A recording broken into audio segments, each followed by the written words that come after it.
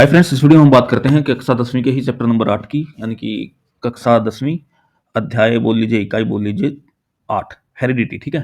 तो इस चैप्टर में हमने क्या पढ़ा, इस चैप्टर की समरी के बारे में हम डिस्कस करते हैं। What you have learned.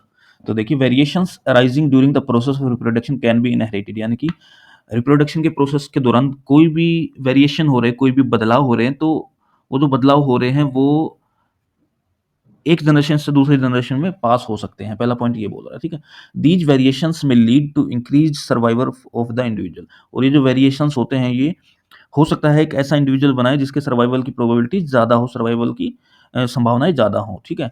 तो वेरिएशंस पॉजिटिव भी हो सकते हैं, इन्होंने बोला मे लीड, पॉजिटिव भी हो सकते हैं, नेगेटिव भी हो सकते हैं। थर्ड पॉइंट देखते हैं, सेक्सुअली रिप्रोड्यूसिंग इंडिविजुअल्स वो have two copies of genes for the same trait.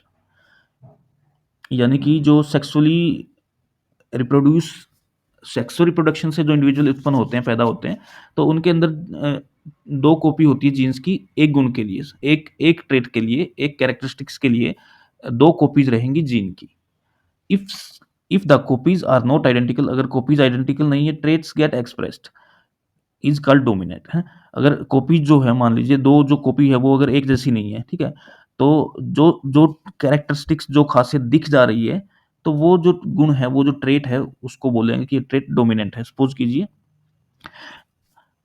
दोनों अलग अलग हैं, ठीक है, मान लीजिए दो जीन है, जीन जीन की दो कॉपी होती हैं, तो एक ट्रेट के लिए दो कॉपी होती है। ठीक है। अब एक एक ट्रेट, उस उन कॉपीज में एक ट्रेट तो दिखा रहा है कि आदमी की हाइट जो होगी लंबी होगी, एक दूसरा ट्रेट दिखा रहा है कि आदमी की हाइट कम होगी, बट वो आदमी एक्चुअली लंबा है। तो इसका मतलब क्या है, जो ट्रेट एक्सप्रेस हो पाया, यानी कि आदमी तो लंबा है एक्चुअली में, तो यानी कि वो जो ट्रेट है उसको डोमिनेंट ट्रेट बोला जाएगा, और जो नहीं हो पाया उसे बोलेंगे रिसेसिव ट्रेट। तो ये चीज़ याद रखिएगा। यानी कि कभी भी सेक्सुअल रिप्रोडक्शन के फलस्वरूप अगर इंडिविजुअल पैदा होते हैं तो उनके अंदर जीन्स की दो कॉपियाँ होती हैं। ठीक है।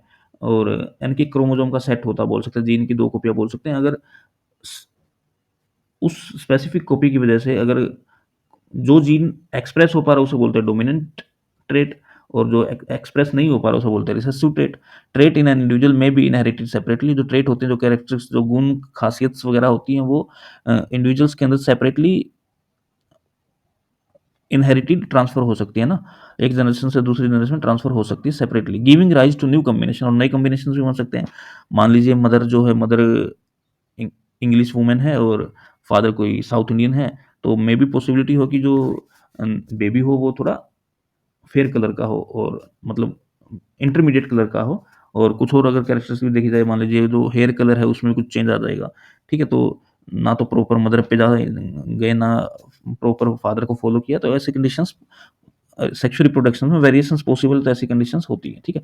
अब sex is determined by two different factor in very species. अलग अलग जो प्रजातियां होती है, अलग अलग जो नस्ल्स होती हैं, उनके अंदर जो सेक्स होता है अलग अलग फैक्टर्स के द्वारा डिटरमाइन किया जाता है। अगर ह्यूमन बींग्स की बात की जाए तो sex of child depend on whether the parental chromosome is x for girl और वाई फॉर बॉय, है ना। तो यानी कि सिंपल सी बात है, सेक्स डिटर्मिनेशन केवल इस चीज पे डिपेंड करता है कि मेल पेरेंटल साइड से जो क्रोमोसोम आ रहा है ना, पेरेंटल साइड से जो क्रोमोसोम आ रहा है वो एक्स आ रहा है या वाई आ रहा है।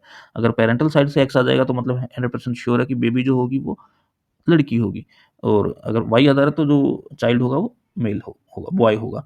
तो ये था बेसिक इस चैप्टर का, हेरिडिटी चैप्टर का, क्लास 10वीं का 8वां चैप्टर था। तो उम्मीद करता हूँ आपको अच्छा लगा। अच्छा लगा तो चैनल को सब्सक्राइब कीजिए, वीडियो को लाइक कीजिए। धन्यवाद।